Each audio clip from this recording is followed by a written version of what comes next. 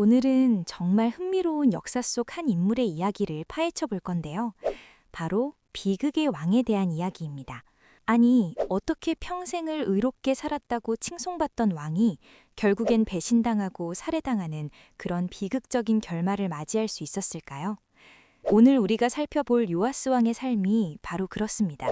시작은 정말 창대했는데 그 끝은 글쎄요, 도무지 이해하기 힘든 방식으로 끝나버립니다.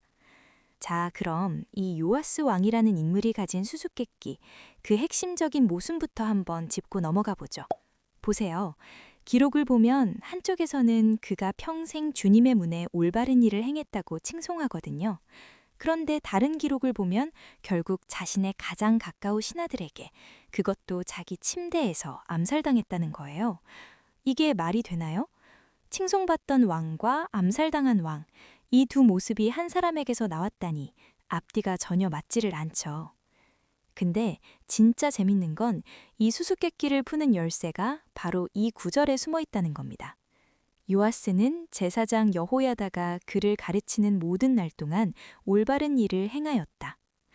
언뜻 들으면 그냥 칭찬 같잖아요. 그죠? 아, 좋은 멘토 밑에서 잘 배웠구나 하고요. 하지만 이 문장 꼭 기억해 두세요. 오늘 이야기의 가장 중요한 결정적인 단서가 될 테니까요.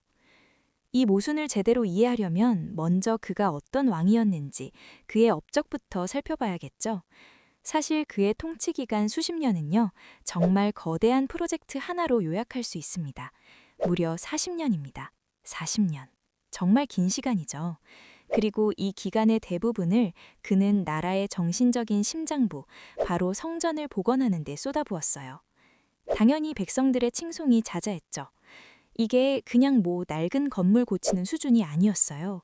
전국적으로 기금을 모으고 최고의 기술자들을 고용해서 옛 영광을 되찾도록 직접 꼼꼼하게 감독까지 했습니다. 말 그대로 왕국의 영적인 심장을 다시 뛰게 하려는 수십 년이 걸린 국가적인 프로젝트였던 거죠. 바로 이 업적 때문에 사람들은 그를 의로운 왕이라고 불렀던 거고요. 자, 그런데요. 바로 이 지점부터 이야기가 완전히 이상하게 흘러갑니다.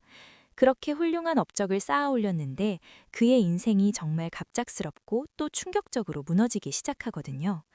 성전 복원이라는 대업을 마치고 이제 평화로운 시대가 열리나 싶었죠. 그런데 몇 년 뒤에 시리아의 왕 하사엘이 군대를 이끌고 쳐들어옵니다. 처음엔 근처 도시를 공격하더니 기세등등해서 수도인 예루살렘까지 위협하기 시작한 거죠. 바로 이때 요아스는 평생의 업적을 무너뜨리는 선택을 하게 됩니다. 정말 아이러니하지 않나요? 수십 년 동안 신을 위해 성전을 다시 지었던 바로 그 왕이 진짜 위기가 닥치니까 신을 의지하거나 맞서 싸울 생각은 안 하고 돈으로 평화를 사려고 한 겁니다. 필사적인 선택이었겠죠. 근데 그 돈이 어디서 났겠어요? 조상들이 대대로 바쳤던 신성한 보물들, 그리고 자기가 그렇게 공들여 복원했던 성전의 금까지, 심지어 왕궁의 보물창고까지 싹 다 털어서 적장에게 갖다 바친 겁니다. 결과가 어땠을까요? 이 사건 직후에 그의 신하들이 반란을 일으켜서 그를 죽여버립니다. 아마 이 굴욕적인 행동으로 왕의 권위가 완전히 땅에 떨어졌던 거겠죠. 자, 그럼 여기서 다시 처음의 질문으로 돌아가게 되는 겁니다. 도대체 왜? 뭔가 이상하죠? 이야기가 중간에 또 끊긴 느낌이 들지 않으세요? 맞습니다. 지금까지 우리가 본 기록에는요, 이 모든 사건을 이해할 결정적인 단서가 빠져 있습니다. 퍼즐의 가장 중요한 조각이 없는 셈이죠. 그래서 이 미스터리를 풀려면 다른 역사 기록을 함께 봐야 합니다. 바로 역대기인데요. 이 책이 바로 앞선 이야기에서 뻥 뚫려 있던 그 시간의 공백을 완벽하게 메워줍니다. 자, 역대기가 전하는 진실은 이렇습니다. 그의 평생 멘토였던 제사장 여호야다. 그가 죽자마자 요아스는 180도 다른 사람으로 돌변합니다. 신하들과 함께 하나님을 버리고 우상숭배에 빠져요. 선지자들이 그러면 안 됩니다 하고 경고했지만 그냥 무시해버리죠. 심지어는 자기 멘토였던 아들이었던 스가랴가 바른 말을 했다는 이유로 그를 죽여버리는 정말 끔찍한 짓까지 저지릅니다. 이제 퍼즐이 맞춰지시나요? 이 새로운 사실을 알고 나니 요아스 왕의 비극이 단순히 그 개인의 타락으로만 보이지 않게 됩니다. 어쩌면 이건 그의 멘토였던 여호야다의 보이지 않는 실패가 아니었을까요? 자, 아까 제가 꼭 기억해라고 했던 그 구절, 다시 한번 볼까요? 요아스는 제사장 여호야다가 그를 가르치는 모든 날 동안 올바른 일을 행하였다. 이제 보니 이게 칭찬이 아니었던 거예요. 오히려 이 모든 문제의 원인을 정확하게 짚어내는 진단서와도 같은 문장이었던 거죠. 여호야다가 요아스에게 했던 것은 과연 올바른 인도였을까요? 아니면 그냥 통제였을까요? 이 질문이 오늘 이야기의 핵심입니다. 진정한 인도는 스스로 생각하고 독립할 수 있게 힘을 길러주는 거잖아요. 실수하더라도 배우고 성장하게 놔두고요. 하지만 통제는 뭐죠? 그냥 시키는 대로만 하게 만듭니다. 의존하게 만들고 무엇을 생각할지만 가르치죠. 여호야다는 요아스에게 훌륭한 왕이 되는 법을 가르친 게 아니라 자신의 말을 잘 듣는 법만 가르친 겁니다. 그러니 멘토가 사라지자마자 요아스는 어떻게 해야 할지 전혀 몰랐던 거죠. 결국 여호야다가 요아스에게 남긴 유산은 의존이었던 겁니다.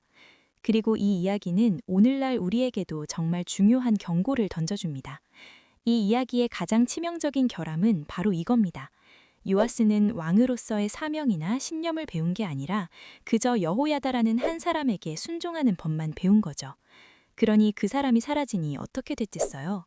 그의 순종도, 그의 도덕성도, 심지어 그의 왕국까지 모든 게 한꺼번에 와르르 무너져 내린 겁니다. 결국 이 이야기가 우리에게 알려주는 진정한 멘토십의 목표는 뭘까요? 그건 바로 멘티가 독립적으로 살 수 있게 힘을 길러주는 겁니다. 멘토 자신 없이도 스스로의 가치를 믿고 나아갈 수 있도록. 어떻게 보면 진정한 멘토십의 완성은 자기 자신을 불필요한 존재로 만드는 데 있는지도 모릅니다. 내가 없어도 저 사람이 잘 해낼 수 있게 만드는 것. 그게 진짜 리더십이고 진짜 멘토십이라는 거죠.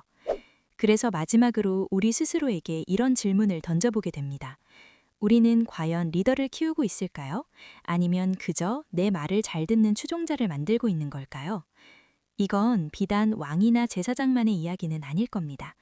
부모로서, 직장 상사로서, 혹은 친구나 선배로서 우리 모두가 한 번쯤 깊이 생각해 봐야 할 질문이 아닐까 싶네요.